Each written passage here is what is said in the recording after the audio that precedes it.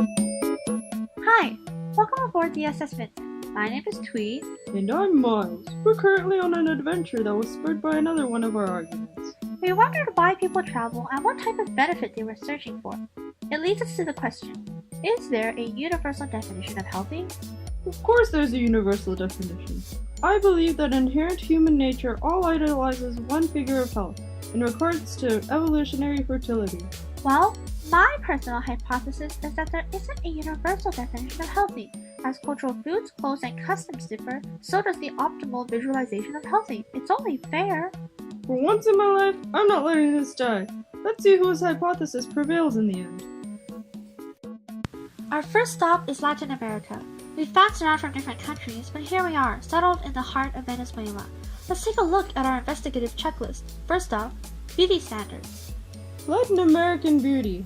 Well dang, their beauty industry is well known and quite pined after, and even I, an uncultured puppet, am aware of that. That's right. Fun fact, did you know that Venezuela, a Latin American country, has the record for most Miss Universe titles in recent memory with a lucky number 7?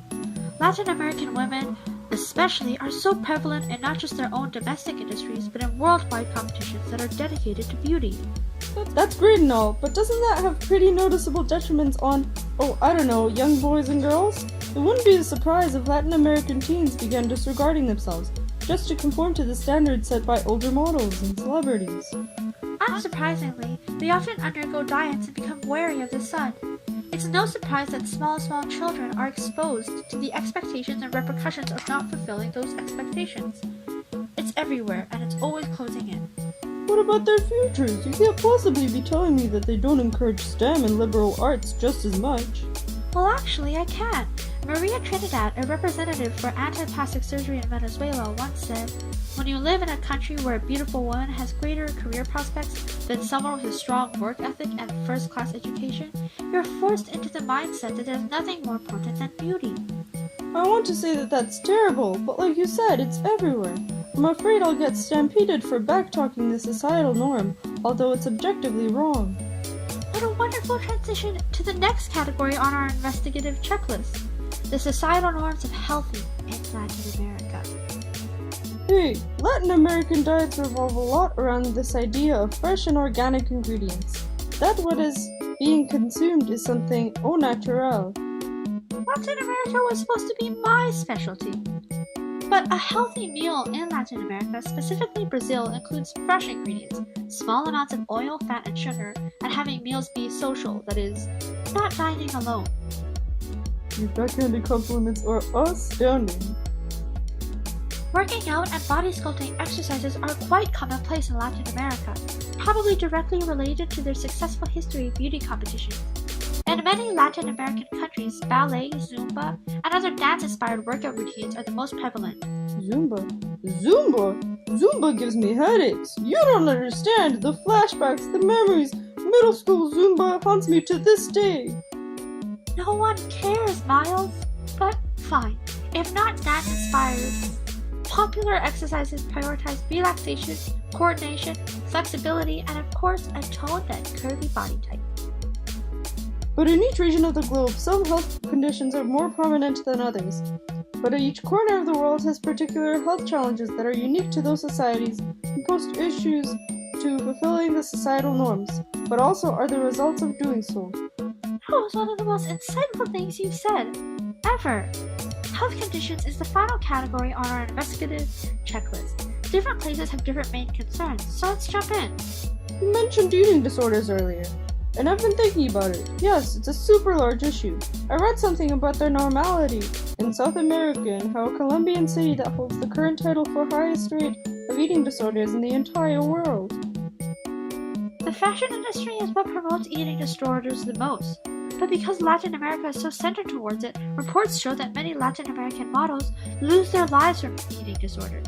However, the death of popular models brings attention to the issue and has influenced the industry to make regulations and body mass index standards. But eating disorders are so complex. Causes for eating disorders involve genetics, temperament, biology, coping skills, dieting, and external ideals. Genetics? Please elaborate.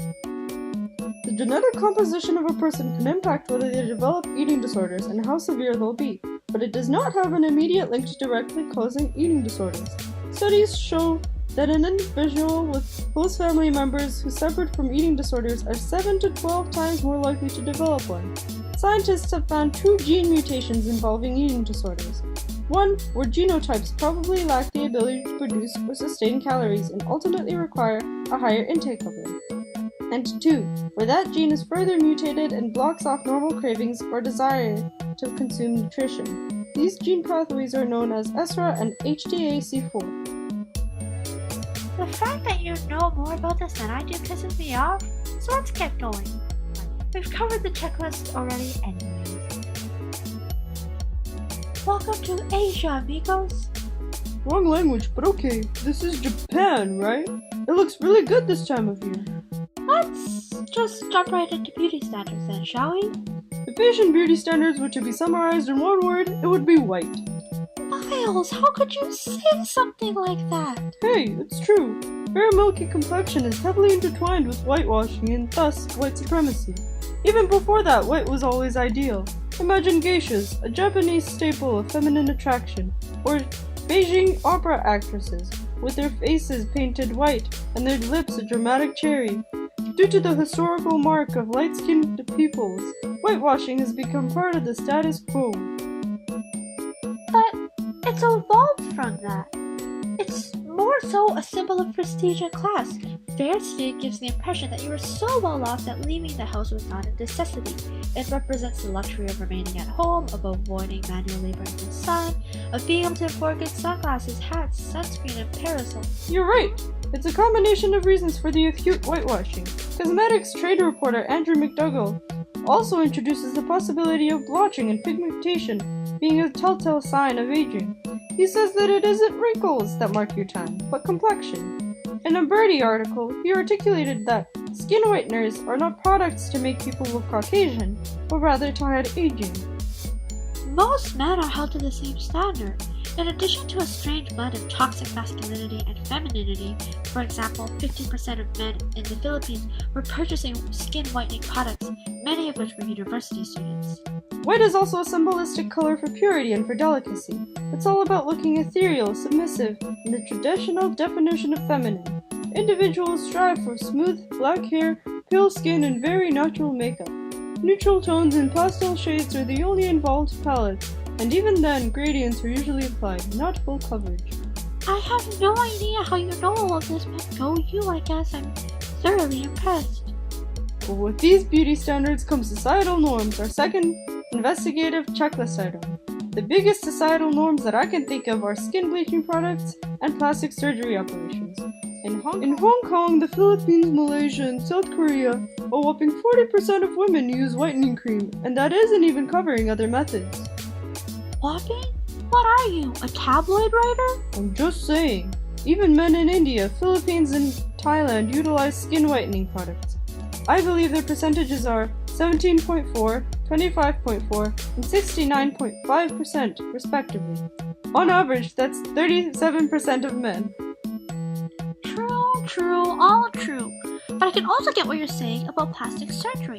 The Washington Post states that 1 in 5 Korean women have had plastic surgery in what people have dubbed the capital of plastic surgery. Not to mention other societal norms. In East Asia, small portions of food are seen as healthy, therefore eating considerable amounts is looked down upon. Soup, salads, and other light dishes where the main course is small and scattered are viewed as healthy and properly proportioned. Alcohol also makes its way onto the dining table very often. In South Asia, meal sizes are relatively larger and spices and condiments are densely layered into the cultural cuisine itself.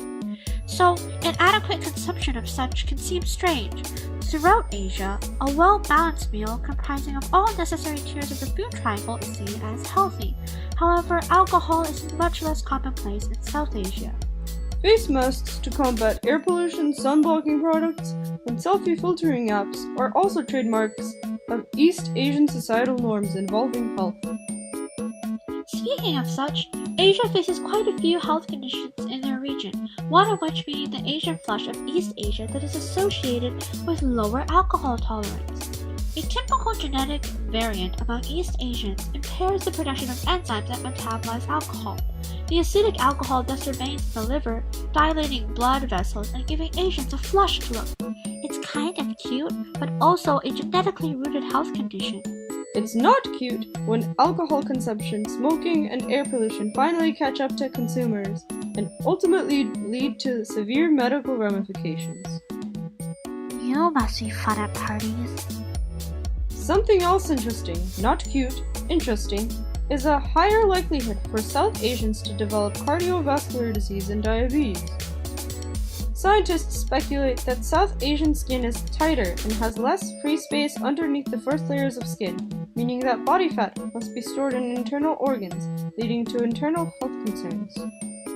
Oh, don't scare anyone. Everyone is susceptible, just at different biological start points. Don't fret it, guys.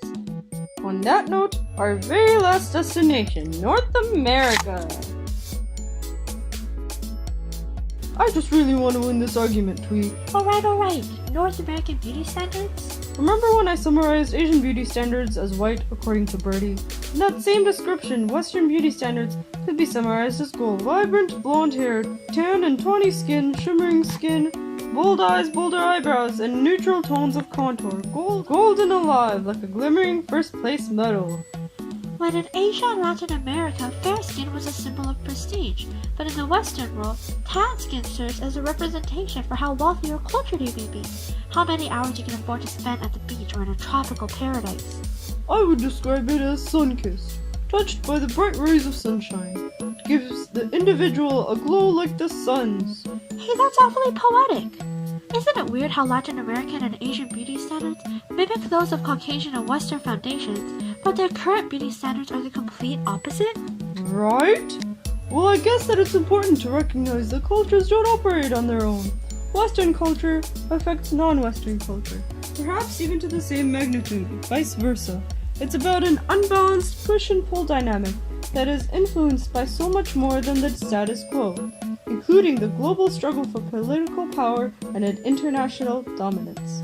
Health and beauty standards aren't necessarily isolated. They're a reflection of other government and constitutional trials. And because it's such an ever-changing field, I guess that really brought us nowhere. Ho ho ho! Then what better reason to investigate societal norms? Of course. You know, the thing I see with American societal norms involving health is that they're so much more aware and specialized.